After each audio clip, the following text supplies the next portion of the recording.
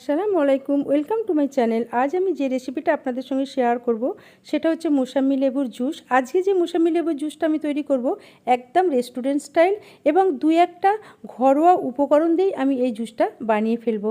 তা পুরো রেসিপিটা অর্থাৎ পুরো ভিডিওটা দেখার জন্য বিশেষ অনুরোধ রইল। যদি ভালো লাগে অবশ্যই লাইক করবেন, শেয়ার করবেন এবং প্লিজ কাইন্ডলি সাবস্ক্রাইব করে পাশে থাকবেন। তা আমি লেবুগুলোকে ভালো করে ধুয়ে নিয়ে মুছে নিয়েছি। তারপরে এগুলোকে আমি পিস পিস করে কেটে নিয়েছি। কেটে নিয়ে এর খোসাগুলোকে আমি সব ছাড়িয়ে ফেলবো। এইভাবে কিন্তু খোসাগুলোকে ছাড়িয়ে নিতে হবে। এবারে আমি খোসাগুলোকে ছাড়িয়ে নিয়ে লেবুগুলো একটা বোলের মধ্যে করে নিলাম। এবার এই লেবুগুলোকে আমি একটা মিক্সার গ্রাইন্ডারের জারের মধ্যে করে দিলাম।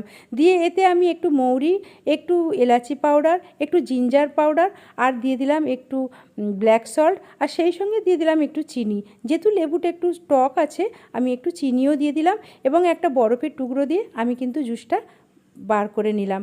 জুসটা বার করে নেবার পর তারপর আমি কিন্তু একটা ছাঁকনি দিয়ে জুসটাকে ছেঁকে নেব।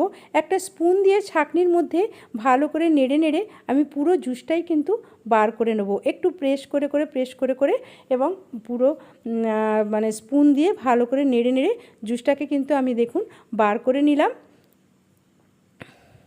এইভাবেই কিন্তু স্পুন দিয়ে নেড়ে নেড়ে কিন্তু জুসটাকে ভালো করে প্রেস করে নেড়ে নেড়ে কিন্তু জুসটাকে বার করে নিতে হবে।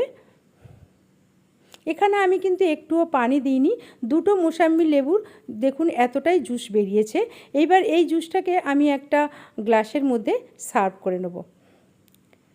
এখানে আমি একটা গ্লাস নিয়ে নিয়েছি, এতে একটু বরফের টুকরো দিয়ে দিলাম, একটু পুদিনা পাতাও দিয়ে দিলাম এবং জুসটা আমি দিয়ে দিলাম। আর একটু পুদিনা পাতা দিয়ে আমি গার্নিশ করে দিলাম আর একটু ওপর থেকে পেস্তা কুচি দিয়ে দিলাম।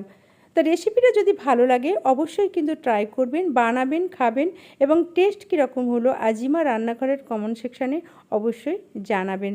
Thank you for watching this video.